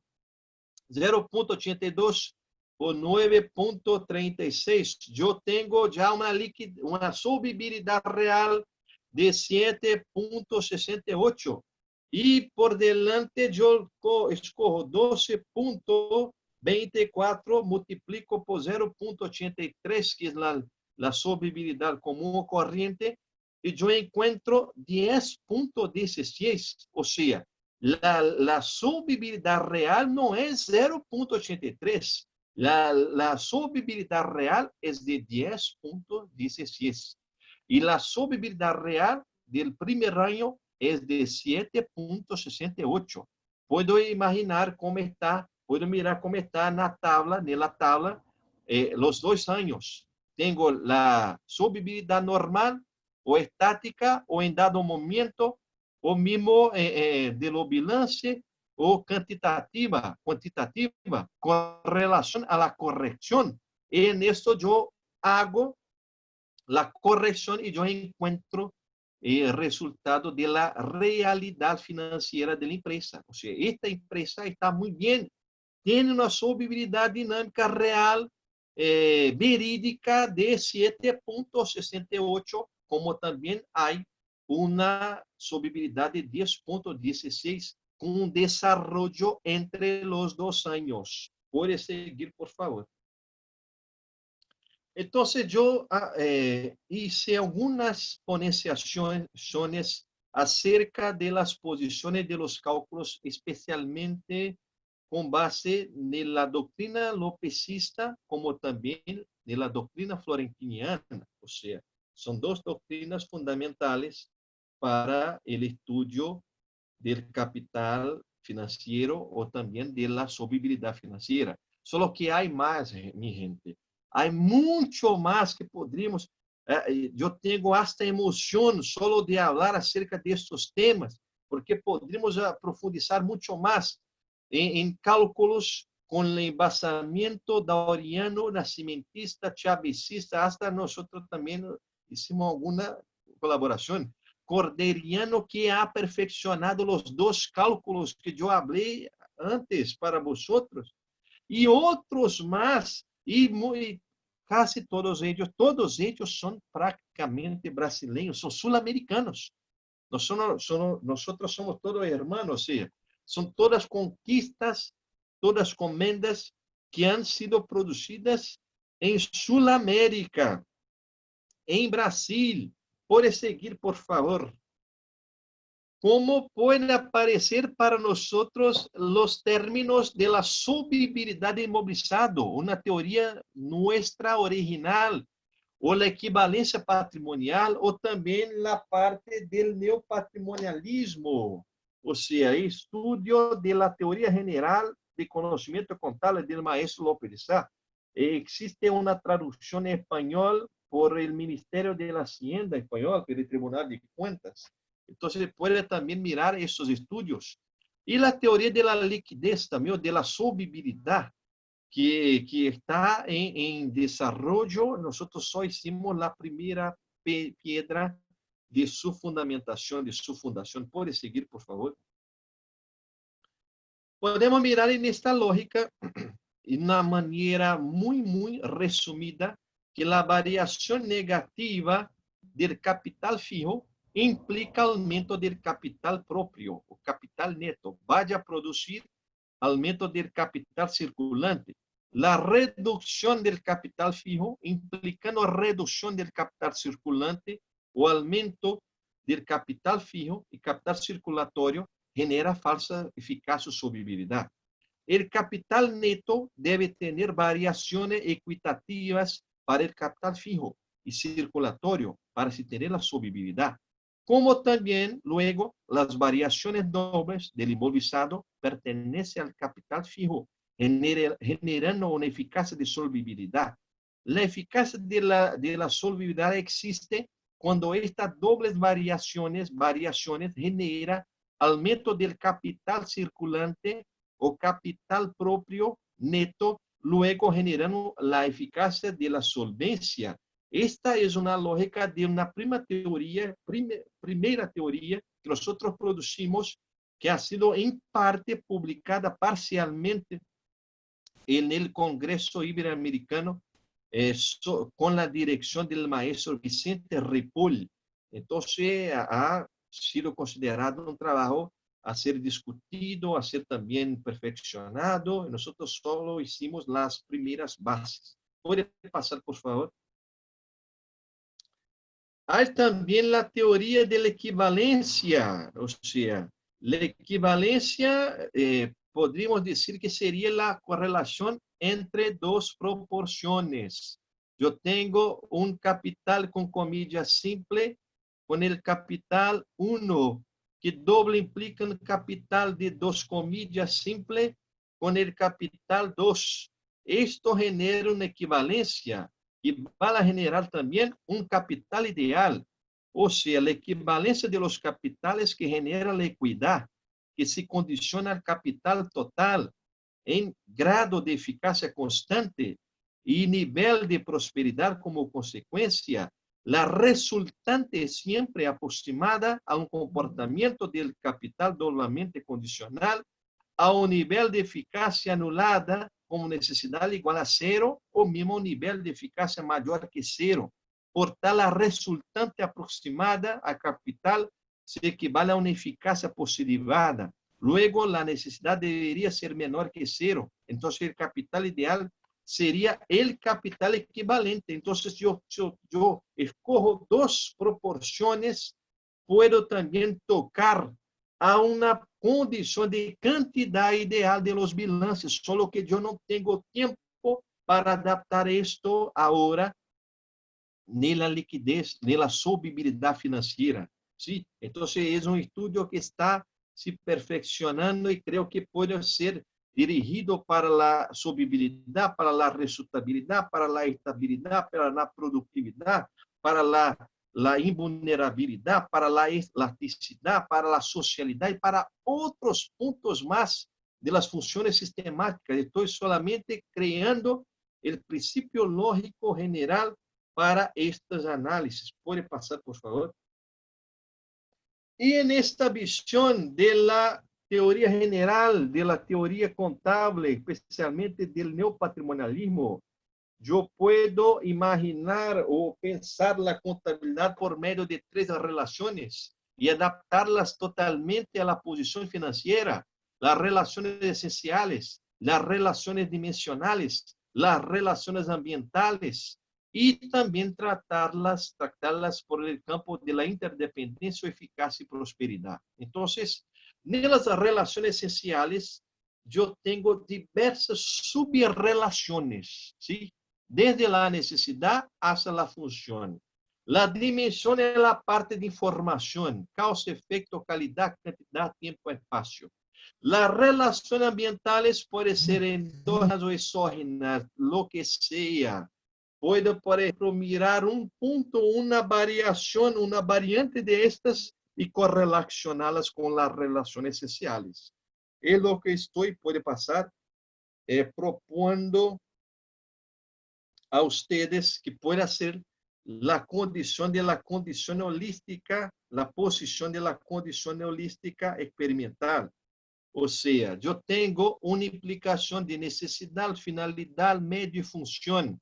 Para cada una de ellas tiene una implicación, o sea, tengo una causa para una necesidad, una causa para una finalidad, una causa para un medio, una causa para una función, y así por delante. De ahí yo puedo hacer diversas condiciones, ¿sí? Al mínimo 24 maneras de hacer una experimentación. ¿Sí? ¿Puede pasar, por favor? ¿Cómo puedo adaptarlas para la condición de desequilibrio? Yo tengo una causa para un desequilibrio de una necesidad financiera, una causa para un desequilibrio de una finalidad financiera, una causa para un desequilibrio de un medio financiero, una causa para un desequilibrio de una función financiera, y así tengo un efecto para un desequilibrio de necesidad, un efecto para un desequilibrio de finalidad, un efecto para un disturbio de medio, un efecto para una turbación de función, y así voy a todos los puntos dimensionales. Entonces, esta propuesta holística es una propuesta realmente de estudiar de una manera casi que infinita todos los puntos principales de estudios financieros. Puede pasar. Y de ahí también yo llamo esta posición, yo puedo, mientras, adaptar esta posición a un elemento financiero, una provisión, un crédito, una solvibilidad. Entonces, tengo una provisión con crédito como ratio en relación a la solvibilidad, cuya causa implica una necesidad, cuya causa tiene una relación con una finalidad, cuya causa tiene una relación con el medio, cuya causa tiene una relación con la función. Y voy llevando todos los puntos de efecto, de relación, solamente con dos cálculos, la provisión de créditos o solvibilidad, o mismo con uno. Puedo coger una provisión que tenga una causa para una necesidad, una causa para una finalidad, una causa para un medio, una causa para una función de una provisión. Y así tengo infinitos fenómenos o hechos que puedo investigar con relación a esta condición. ¿Puede pasar, por favor? Y también una propuesta, una sugestión mía. Podemos llamar esta experimentación, como el título de nuestra ponencia, está también la posición de investigación experimental. Puedo llamar de investigación neopatrimonial multivariada, que está muy bien involucrada, muy bien sugerida también en parte, claro, porque yo hice una adaptación en esta obra del maestro López de Sá y más antiguamente en esta obra, anteriormente, esta obra de la década de 70. Entonces, podemos coger las actividades con las relaciones y con los tipos de sociedades jurídicas. Entonces, puedo imaginar, puedo aprender la solvibilidad con la liquidabilidad, con el giro, con la solvencia, con la realización lunga y otros cálculos más, y relacionarlos, adaptarlos, analizarlos, estudiarlos con las actividades, los comercios, las industrias, los servicios, los bancos, las filantropías, el Estado público y otros más. Y también con las sociedades, porque puede analizar la solvibilidad de los comercios de una sociedad limitada, la solvibilidad de los comercios de una sociedad anónima, la solvibilidad de las industrias de una sociedad común, y así por delante, hasta también relacionar con la tabla arriba, porque tengo una causa que implica una necesidad, una finalidad, un medio, una función de una solvibilidad para los comercios, de las limitadas, de las anónimas, de las empresas comunes, de las nombres colectivos y así por delante. Só de ahí yo puedo sacar casi 100 tipos de investigación financieras que pueden ser profundizadas por la academia. Solo que, lamentablemente, la academia no mira el potencial de investigación. Nosotros vemos con base neopatrimonial. ¿Sí? ¿Puede seguir, por favor? Puede seguir. Entonces, vemos muchos temas de investigación, algunas sugerencias. Vuelve, por favor. Algunas sugerencias.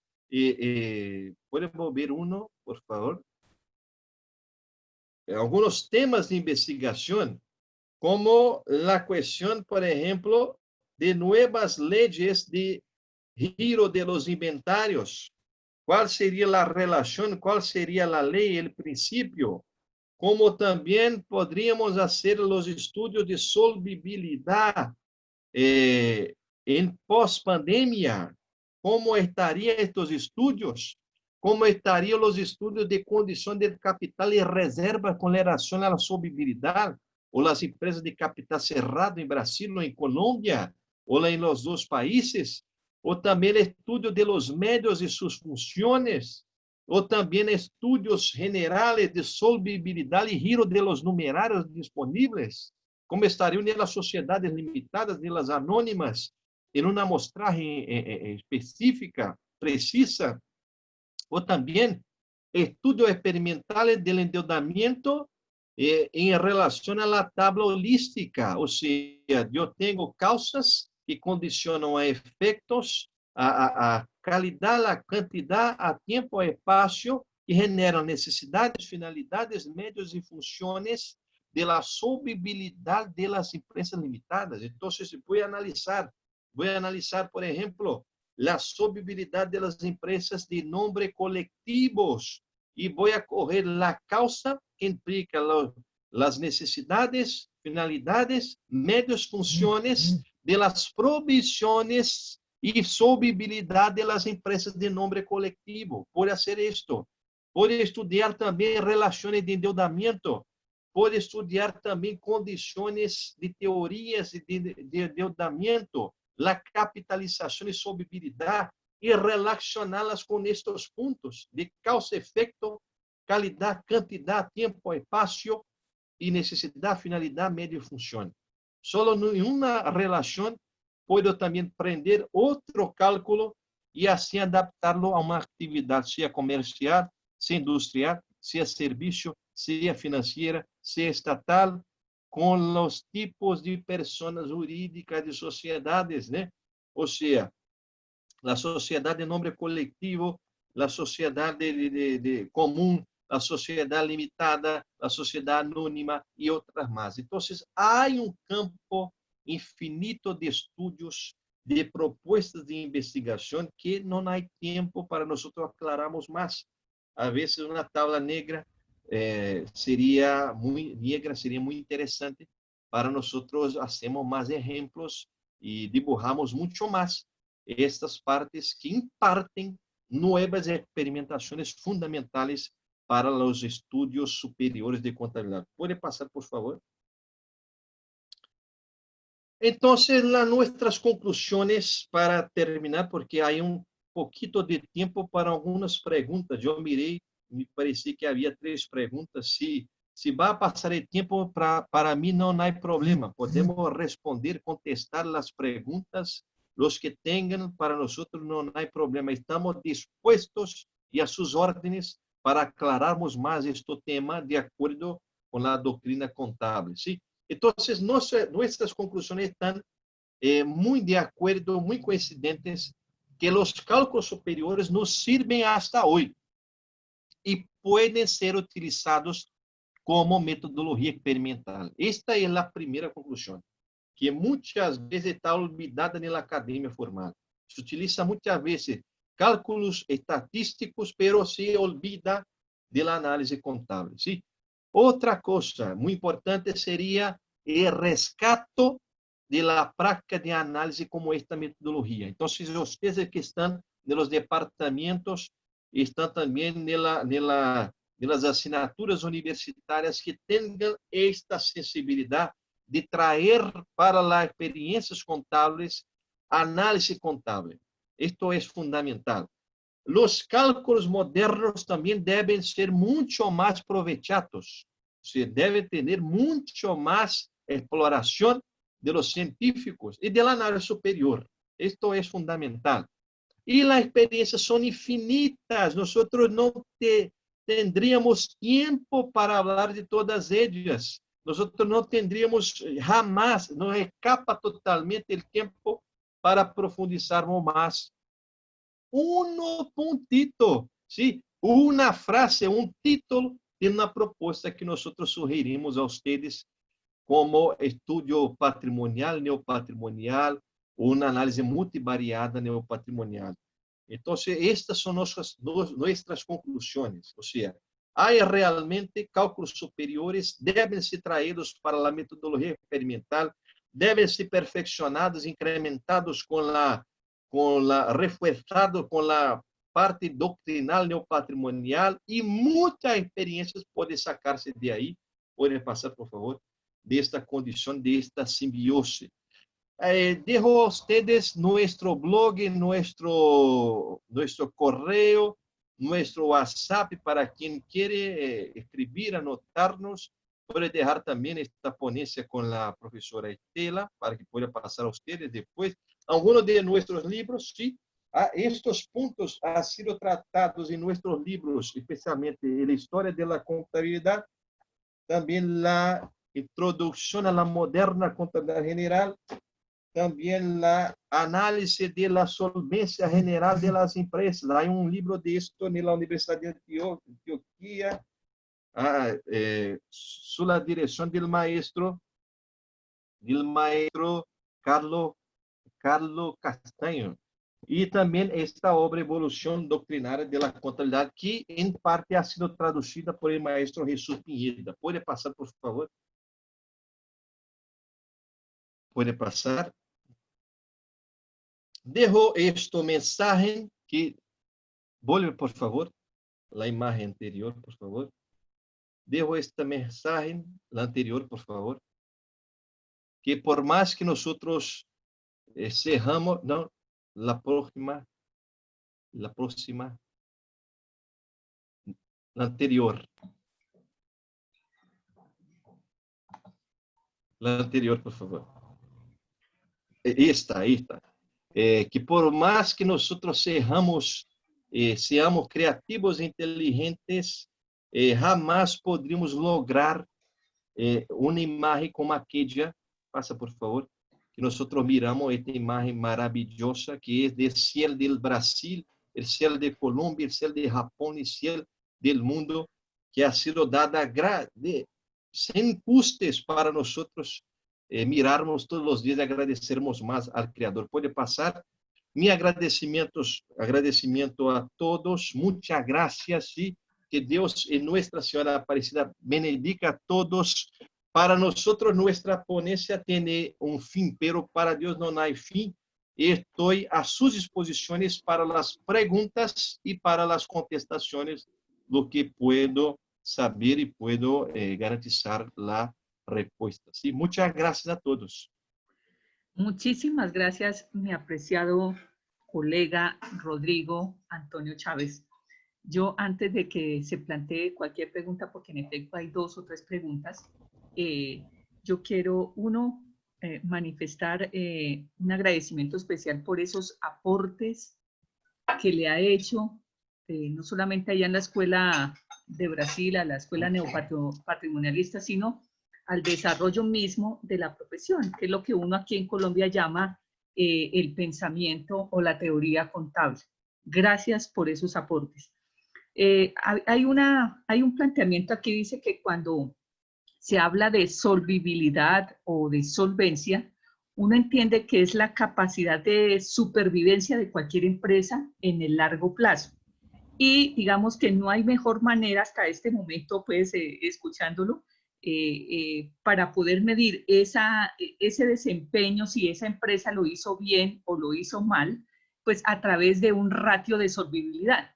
Y los que uno conoce comúnmente es como el famoso ROI, el activo total sobre el exigible, por ejemplo.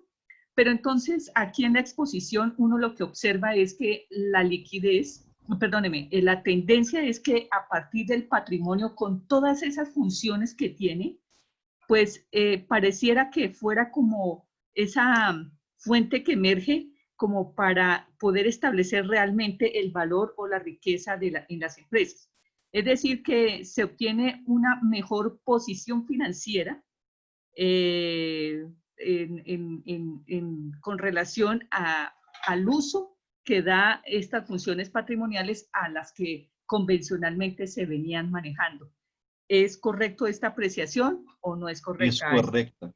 Es correcta. Lo que dije realmente es esto, y también que la posición estática al dado momento, mismo si es paragonada con las otras posiciones de tiempo, puede ser corregida, puede tenerse una corrección que se resulta del resultado, del número ideal o real de la posición financiera. O sea, la posición que solamente utiliza los cálculos paradigmáticos tradicionales ya ha sido incrementada con la solvibilidad dinámica.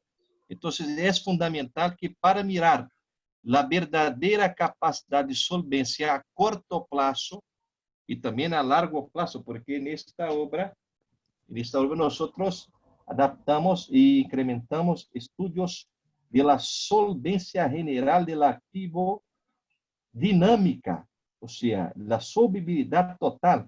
Entonces, para entendermos, para concluirmos, para sabermos cuál sería la realidad de capacidad financiera de la empresa, es fundamental hacer el cálculo financiero dinámico de la solvibilidad. Ok, aquí nos pregunta Sol, o nos hace más bien como, yo creo que sí es como una pregunta, dice, se observan muchas herramientas que permiten analizar estados financieros. ¿Cuál podría ser la recomendación o una buena herramienta, nos pregunta Juan Rivera, tecnológica o de software que pudiera utilizarse para fortalecer este tipo de análisis? Todas las herramientas son importantes, todas. Solo que la posición que yo estaba haciendo en la defensa es que fundamental incrementarse el cálculo de solvencia financiera dinámica.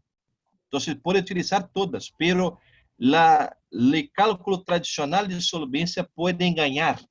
Entonces, para tener la realidad de la liquidez, de la solvibilidad, es fundamental hacer la corrección y la adaptación a la solvibilidad financiera dinámica. Entonces, todos son importantes, pero hay que incrementar más con este aporte, con esta aportación del maestro López, que hace una conclusión mejor y mucho más viable, mucho más exacta, mucho más lógica y demostrativa de la realidad de solvibilidad. Entonces, todas son importantes, pero allá de estas es fundamental poner esta incrementación, este aporte nuevo, ni tan nuevo, que es la solvibilidad dinámica. De acuerdo, Rodrigo. Aquí nuestro colega que se identifica como Marmo, es que no recuerdo el nombre que él ya me lo había dado en algún, pero creo que el apellido es como Tapia o algo así. En Brasil las empresas tienen alivios tributarios por la pandemia. ¿Qué entidad valida los estados financieros si son reales en entidades públicas? Sí, no, hay empresas, sí, perdón. ¿Me entendiste la pregunta?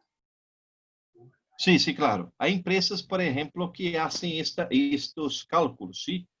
Como algunas universidades, la Fundación Getúlio Vargas y otras más, ¿sí?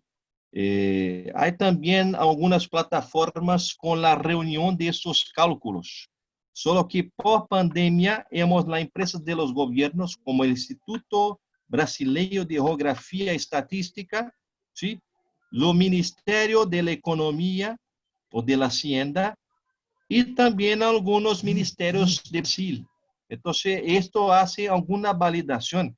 Pero cuando nosotros hemos una pandemia, todo lo que se piensa como normal pasa a cambiarse. Entonces, la moneda, la inflación, el juro, el cambio del dólar, todo se cambia. ¿Sí? Generalmente es así, la producción cae y las partes no son normales más. Entonces, mismo si hay una validación, hay una condición de observación con relación a la posición de esta parte general de la economía, ¿sí? De la economía. Rodrigo, ¿es correcto decir si una empresa logra mejor posición financiera entre mayor capacidad tenga de generar liquidez frente a tener más solidez? Es decir, que sean mayores hablemoslo así, sus activos fijos, es decir, tenga menos activos fijos, más liquidez, o la combinación de ambos. ¿Qué sería lo ideal aquí dentro del término de decir esta empresa tiene una excelente posición financiera? Sí, la combinación de ambos, pero para la validación final es fundamental la velocidad. Entonces, la velocidad es el más importante. Cuando nosotros vamos a mirar mucha cantidad de activos circulatorios con relación a poca cantidad exigible, pero si esto exigible movimenta-se mucho más, dinamiza-se mucho más, entonces no existe solvibilidad, no existe liquidez, no hay liquidez. Entonces la parte más importante es la posición de velocidad. Perfecto. 6:01 de la tarde. Vamos con la última pregunta que nos la hace Juan Rivera, aunque tiene que ver mucho nuevamente con la pregunta de software, y no la vamos a hacer sobre el software, sino únicamente sobre lo que él habla con relación al Big Data. Dice, teniendo en cuenta el volumen de información y de Big Data de las empresas, ¿cómo se puede procesar toda esa información? Aunque sabemos que está hablando de software. No entiendo. ¿Cómo? Dice que hay mucha información, demasiada, es decir, bases de datos grandes, los famosos Big Data de las empresas. Nuevamente pregunta que cómo podría procesarse mejor esa información, pero yo creo que está refiriéndose al tema de software.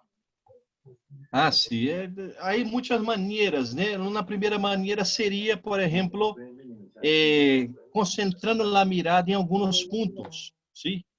Como algunos cálculos. Solo que creo que sería fundamental la mirada de obtener la corrección financiera.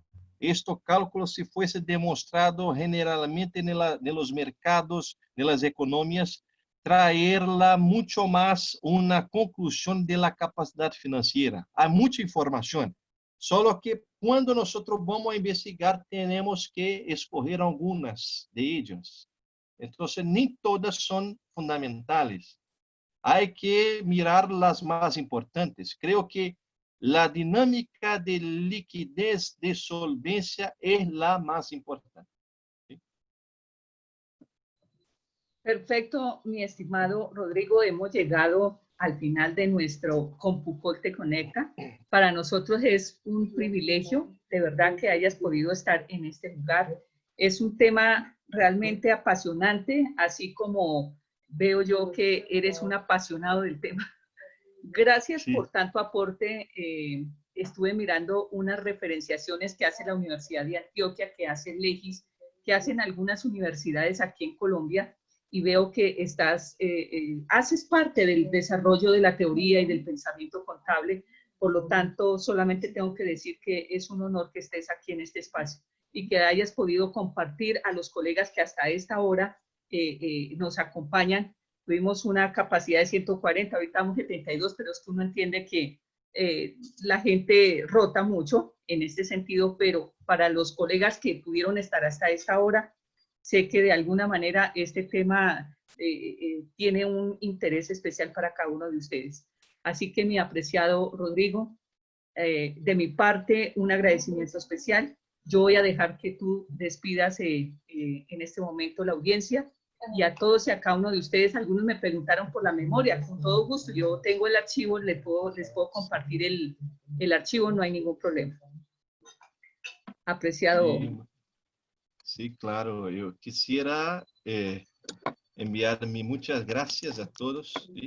Muchas gracias por la oportunidad también de estar con vosotros y decir que me sigo en contacto, seguimos en contacto, usted, doctora Estela, Fabián también, los demás, los que necesiten de alguna información, de alguna ayuda, estoy a sus disposiciones, en el Facebook, en el WhatsApp, en el correo, lo que necesite estoy a disposición. Este trabajo no está listo, esta ponencia no está listada. Es fundamental la colaboración, la agregación, los aportes de los demás. Y a todos una buena noche. En Brasil ya es noche, ya son 8 horas de la noche. Un buen reposo, un buen descanso. Que descanse todos y nos vemos en otra oportunidad. Ojalá. Que Dios bendiga a todos. Paz bien, muchas gracias. Paz y bien, muchísimas gracias. Y a todos los colegas, recuerden, este martes vamos a tener el lanzamiento de la plantilla de elaboración del impuesto de renta de nuestro colega Douglas Espíndola, quien nos dará este obsequio para todos los participantes del próximo martes de 4 a 6 p.m. Feliz noche para todos, nos vemos próximo martes. Gracias, Rodrigo. Muchas gracias. Feliz noche. Muchas gracias. Feliz noche. Gracias.